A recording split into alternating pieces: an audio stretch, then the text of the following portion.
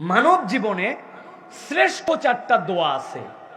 এই চারটা দোয়া আমাদের জেনে আমল করা উচিত। মানব জীবনের শ্রেষ্ঠ দোয়া নবী করিম সাল্লাল্লাহু আলাইহি সাল্লাম বেশি বেশি পাঠ করতেন। সহিহ মুসলিমের মধ্যে আসছে, আল্লাহ বান্দাকে যত দোয়া শিখিয়েছেন সবচেয়ে সুন্দরতম দোয়া হচ্ছে রব্বানা আতিনা ফিদ দুনিয়া হাসানা ওয়া ফিল আখিরাতি হাসানা ওয়া কিনা আযাবান্নার। মানব জীবনে আল্লাহর দেওয়া শ্রেষ্ঠ নিয়ামত। যত প্রয়োজন, যা লাগবে, যেখানে থেকে যাবেন, যেখানে পারতেছেন না, আগে এই দোয়া পড়ে নিবেন, তারপরে অন্য কোনো কথা। পারবেন ইনশাআল্লাহ? বাচ্চার পরীক্ষা, নিজের অসুস্থতা, অপরের প্রয়োজন, একটা রিক্সা দরকার, যাচ্ছি যানজট বেঁধে গেছে, রাস্তাটা জ্যাম, বাজারে যেন একটু কম দামে জিনিসটা পাই, কেউ যেন আমাকে না ঠকায়, আমার মাহফিলটা যেন সুন্দর হয়, যার যা প্রয়োজন, রব্বানা আতিনা ফিদ দুনিয়া হাসানা ওয়া ফিল আখিরাতি হাসানা ওয়া কিনা আযাবান্নার। আল্লাহর নবী জীবনে যত দোয়া পড়ছেন সব দোয়ার সমকক্ষ এই এক দোয়া আল্লাহর নবী তার চেয়ে বেশি পড়ছেন। সহিহ মুসলিমের হাদিস। আল্লাহ আমাদেরকে এই একটা আমল করার তৌফিক দেন, বলেন আল্লাহুম্মা আমিন। 2 নম্বর, জান্নাতের প্রার্থনা আর জাহান্নাম থেকে বাঁচার দোয়া। এটা আমাদেরকে বেশি বেশি করতে হবে।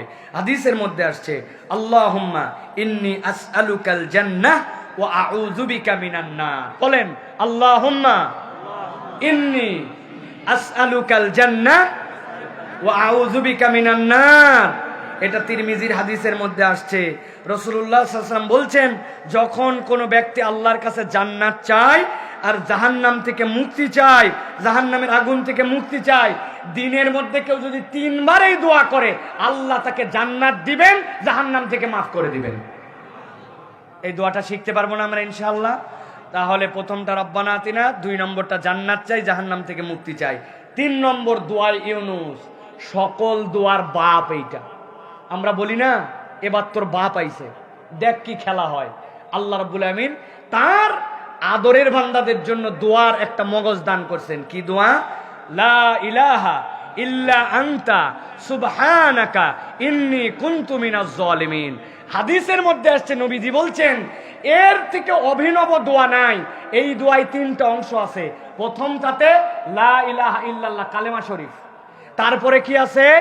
লা ইলাহা ইল্লা আনতা সুবহানাকা, আল্লাহর পবিত্রতার ঘোষণা কালেমা, এরপরে নিজের দায়, ইন্নী কুনতু মিনাজ জালিমিন। লা ইলাহা ইল্লা আনতা পবিত্র কালেমা, এরপরে আল্লাহর পবিত্রতার ঘোষণা, এরপরে আমার অপারগতা। কোন বান্দা যদি আল্লাহর কালেমায় তৈয়বকে আগে রাখে, এরপরে আল্লাহর পবিত্রতার ঘোষণা দেয়, তারপরে নিজের অপারগতা জানায়, আল্লাহ ওই বান্দার যত সমস্যা আছে এর দ্বারা দূর করে দেন। সুবহানাল্লাহ। তাহলে 3 নম্বর এইটা আমল করার জন্য আমরা চেষ্টা করব। 4 নম্বরে তওবার একটা দোয়া আছে, নবী করিম সাল্লাল্লাহু আলাইহি ওয়াসাল্লাম শিখিয়েছেন আমাদেরকে, আস্তাগফিরুল্লাহাল্লাযী লা ইলাহা ইল্লা হুয়াল হাইয়ুল কাইয়্যুম ওয়া আতুবু ইলাইহি, আস্তাগফিরুল্লাহাল আযীম আল্লাযী আতুবু ইলাইহি লা হাওলা ওয়ালা কুওয়াতা ইল্লা বিল্লাহ। এই যে আমরা আল্লাহর কাছে দোয়া করি, আস্তাগফিরুল্লাহাল্লাযী, আমি আপনার কাছে ক্ষমা চাচ্ছি ওই রবের কাছে যিনি হাইয়ুল কাইয়্যুম ওয়া আতুবু ইলাইহি, আর তার কাছেই আমি ফেরত আসতেছি। বান্দা যখন এইভাবে আল্লাহর কাছে আসে, আল্লাহ ওই বান্দাকে ফিরিয়ে দিতে লজ্জাবোধ করে। তাহলে আমরা এই 4টা দোয়া শিখবো ইনশাআল্লাহ। 1 নম্বরে বলেছি শ্রেষ্ঠ দোয়া রব্বানা আতিনা, জান্নাত কামনা, জাহান্নামের প্রার্থনা, দোয়া ইউনুস, আর তওবার দোয়া আস্তাগফিরুল্লাহাল্লাযী লা ইলাহা ইল্লা হুয়াল হাইয়ুল কাইয়্যুম ওয়া আতুবু ইলাইহি। যা লাগবে জীবনের সবের মধ্যে আছে ভাই। আল্লাহ আমাদেরকে এইটার থেকে আমল করার তৌফিক দান করেন, বলেন আল্লাহুম্মা আমিন।